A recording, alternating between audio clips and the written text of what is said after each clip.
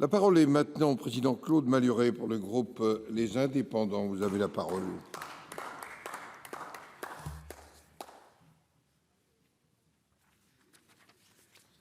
Monsieur le Président, Monsieur le Premier ministre, mes chers collègues, déconfiner ou ne pas déconfiner, telle est la question. Je suis fasciné de découvrir que nous avons autant d'experts pour y répondre sur toutes nos chaînes de télévision. Les grands experts, très assurés, les petits experts qui manquent d'expérience sur Zoom et dont on ne voit que le nez, le menton et les lunettes en gros plan, les soi-disant experts qui répètent ce qu'ils ont entendu une heure avant sur une autre chaîne ou à la radio, et enfin les faux experts qui lancent des cracks en espérant faire le buzz. À force de tous les regarder, j'ai découvert un théorème que je vous propose. Plus il y a d'experts, moins on comprend. Heureusement, il reste les politiques. J'ai suivi le débat à l'Assemblée nationale mercredi dernier, Monsieur le Premier ministre. Il y a là-bas des virtuoses du coronavirus.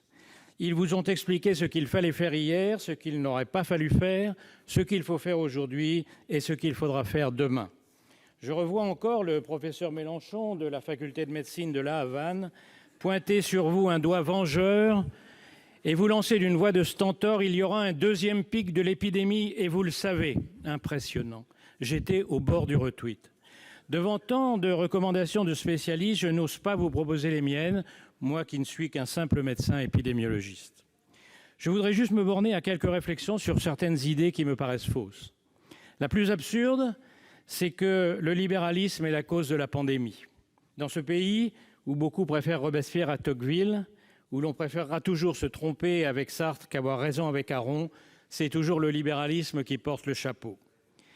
Même les plus ignares des antimondialistes, des populistes et des complotistes, devraient pourtant savoir, puisque même Google le dit, que Périclès, mort de la peste en 429 avant Jésus-Christ, ou Saint Louis, mort du même mal en 1270, n'avaient jamais, ne serait-ce qu'entendu, les mots de capitalisme ou de libéralisme. Le Covid n'est pas une maladie de la mondialisation, c'est une maladie tout court.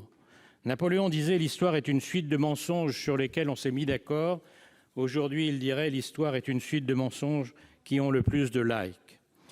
Il fallait trouver le responsable du complot. Au Moyen-Âge, c'était la colère divine, les sorcières ou les juifs. Aujourd'hui, c'est la mondialisation.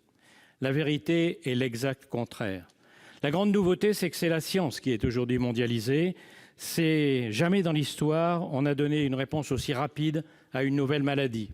Le génome du virus séquencé en une semaine, les premiers tests produits un mois plus tard, les essais cliniques de traitements et de vaccins déjà par centaines.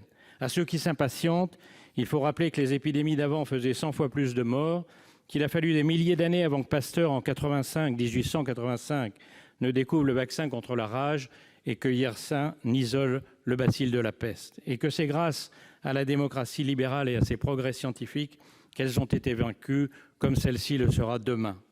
Deuxième idée qui traîne, celle des prophètes, qui nous expliquent que demain, rien ne sera comme avant. Mais dès qu'on les écoute, on s'aperçoit que leur monde futur est celui qu'ils prêchaient avant. L'avenir radieux avec les lunettes du passé. Ils annoncent des révolutions, mais on s'aperçoit qu'ils profitent de la crise pour recycler des idéologies archi-dissédées. Mort du capitalisme, haine de la technique, décroissance, éloge du populisme, retour des frontières, nationalisme.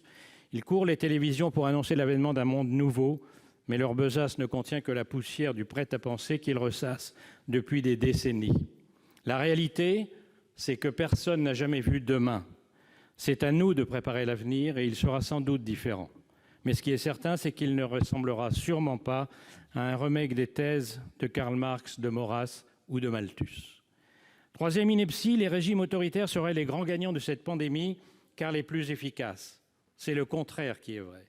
La cause de la maladie est le virus, la cause du drame est le régime chinois qui a caché la vérité pendant un mois. C'est pour cela qu'il y a aujourd'hui 25 000 morts en France et des centaines de milliers dans le monde. Les seuls pays qui s'en sont bien sortis sont les 4 démocraties asiatiques, Taïwan, Hong Kong, Singapour et la Corée du Sud, qui bénéficiaient d'expériences antérieures. J'espère que personne ne va me dire « et la Chine ?» La Chine qui annonce 4 500 morts sans avoir jamais expliqué à quoi servaient les 50 000 urnes funéraires livrées en urgence de nuit dans la seule ville de Wuhan. La Chine dont on ne connaîtra le nombre de morts qu'un jour lointain, comme on a connu les 40 millions de morts du Grand Bond en avant que 30 ans plus tard à la mort de Mao. Quant aux populistes en Occident, Trump qui restera comme le président du Make the Virus Great Again, Bolsonaro qui laisse s'infecter sans protection les habitants de ces bidonvilles, et Johnson sauvé de peu de ses propres théories sur l'immunité et dont le pays détient désormais la palme européenne des victimes. Je préfère l'exemple de l'Allemagne démocratique. C'est bien sûr un peu irritant, ces Allemands qui savent toujours où sont rangées les affaires. Mais attention, d'abord l'Allemagne nous suit de 10 jours dans l'épidémie et ses chiffres montent. Ensuite, les résultats allemands sont hélas beaucoup plus proches de ceux du reste de l'Europe que de l'Asie. C'est bien chez les démocraties d'Asie du Sud qu'il nous faudra chercher des exemples si nous voulons réussir le déconfinement, et en tout cas pas chez les dictateurs. Vous vous apprêtez, Monsieur le Premier ministre, à prendre la plus grande décision de cette crise, parce que le déconfinement sera beaucoup plus difficile que le confinement. Vous serez tenté de le faire très prudemment. D'abord parce que dans nos régimes libéraux qui s'attachent à rendre impossible leurs propres décisions, les épées de Damoclès politiques, juridiques et médiatiques vous menaceront à la moindre erreur. Les sycophantes ont déjà ouvert leur dossier. Mais votre Rubicon est là et vous n'avez d'autre choix que de le franchir sans trembler. Jusqu'à ce jour, entre laisser mourir des hommes et suspendre l'économie, nous n'avons pas hésité et nous avons choisi le confinement. Le 11 mai, en ouvrant les rues, les maisons, les entreprises et les administrations, ne laissons personne dire que nous ferions le choix inverse, celui de l'économie contre les hommes. Au contraire, poursuivre le confinement ou déconfiner trop timidement ferait aujourd'hui beaucoup plus de victimes. D'abord, les victimes, bien plus nombreuses qu'on ne le croit, d'autres pathologies qui, depuis 2 mois, ne se soignent plus.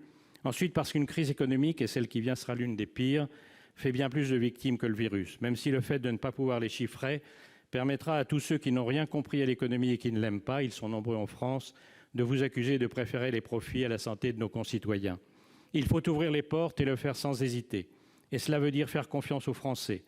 Ils ont montré, personne ne leur est parié, qu'ils étaient capables, aussi bien que des Coréens ou des Allemands, de respecter un confinement drastique.